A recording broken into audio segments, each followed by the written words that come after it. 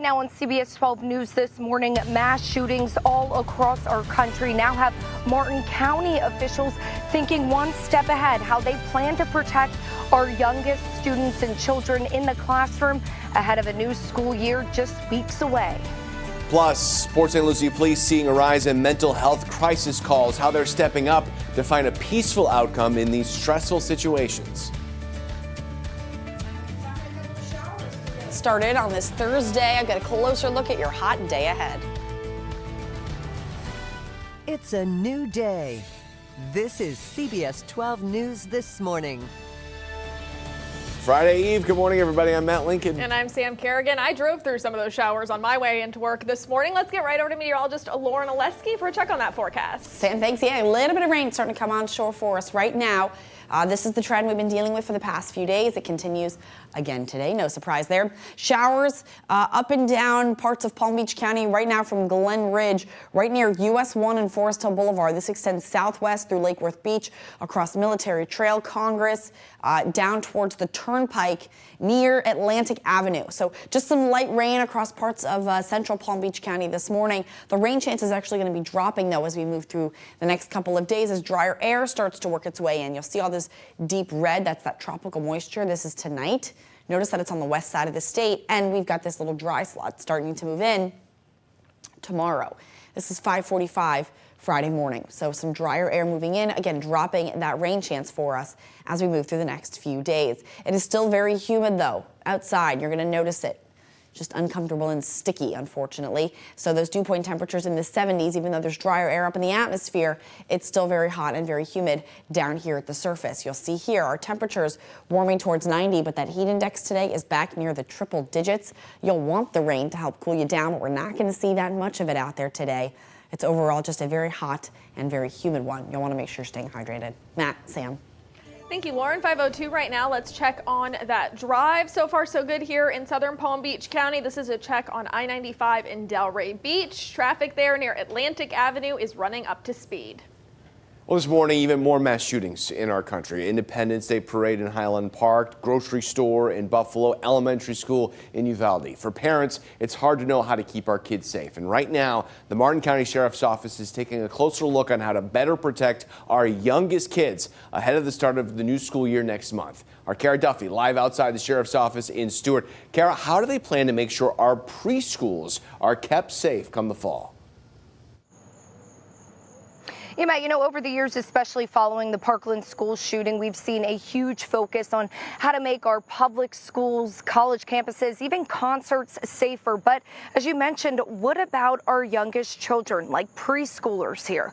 Well, that's what the Martin County Sheriff's Office is now on a mission to do through their latest initiative. Just this week, deputies were calling hundreds of local preschools throughout the area, including ones that operate out of people's homes. They're inviting staff and preschool owners to attend a special meeting held later this month, and that's where deputies will be teaching them about the best safety practices as well as how to take steps to protect their young students right now. Take a listen.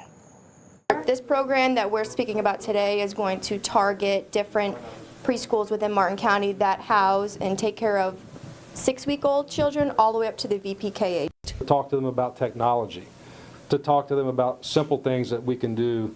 We talk about it, but to reiterate, locking doors, hardening doors, changing out windows, putting in impact glass, changing out doors, and maybe putting a key card system in. And this meeting will take place in about 3 weeks at the Martin County Sheriff's Office starting at 9 o'clock. And Matt, Sam, this really is just the beginning. Martin County officials say that they also plan to work with local churches, temples, and other religious organizations and facilities on ways that they too can protect the people that come every day and utilize them. All right, Kara Duffy reporting for us live in Martin County. Also this morning, we're getting an idea of what the Parkland school shooter was thinking in the month leading to the mass shooting at Marjory Stoneman Douglas High School in 2018. Attorneys looked at what evidence the jury should see during the sentencing trial, like Nicholas Cruz's use of swastikas, social media posts, and internet searches. The defense wants certain evidence thrown out, calling it irrelevant to the case. Right now, it is unclear when the judge will make a ruling on whether this evidence can be used in the sentencing trial. A 12-panel jury who will recommend to the judge if Cruz should get the death penalty or life in prison was sworn in last week. Opening argument set to start July 18th. You can count on CBS 12 News to bring you the latest on the sentencing trial on air and online at cbs12.com. 5:05 right now, and this morning we're learning the man accused of killing 7 people at a 4th of July parade just north of Chicago had plans to carry out a second attack. Authorities say Robert Crimo III traveled to Madison, Wisconsin and thought about opening fire at a celebration using another gun he had inside his car, but instead went back to the Chicago area where he was arrested. Crimo is charged with 7 counts of murder. There are likely more charges pending. And we've got new information this morning on the elementary school shooting in Uvalde, Texas, where 19 students and 2 teachers were shot and killed. A new report shows a police officer saw the suspect outside before the shooter entered the school and asked a supervisor for permission to shoot, but never received it. The report also found that the classroom door where the suspect was barricaded was unlocked. The police chief, Pete Arredondo, previously said it was locked and that he had spent time looking for the keys. The officers finally entered the classroom more than an hour after the shooting started.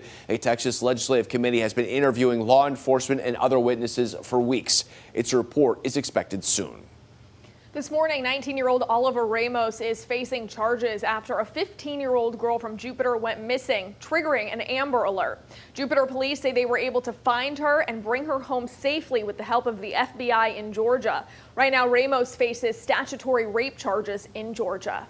And right now, Port St. Lucie police are seeing a rise in mental health crisis calls. Last year, they responded to almost 1,000 cases, and so far this year, they are close to 500. Their crisis negotiation team works with SWAT teams to try to end situations without any use of force in incidents like someone barricaded inside a house or an armed person holding one or more hostages. Police say they've been able to solve 7 incidents so far this year.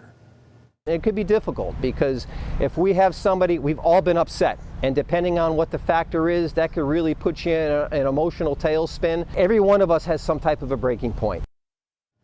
Police say the rise in calls may be because more people are reporting behavior that they've noticed with their friends or relatives that seems unusual or threatening.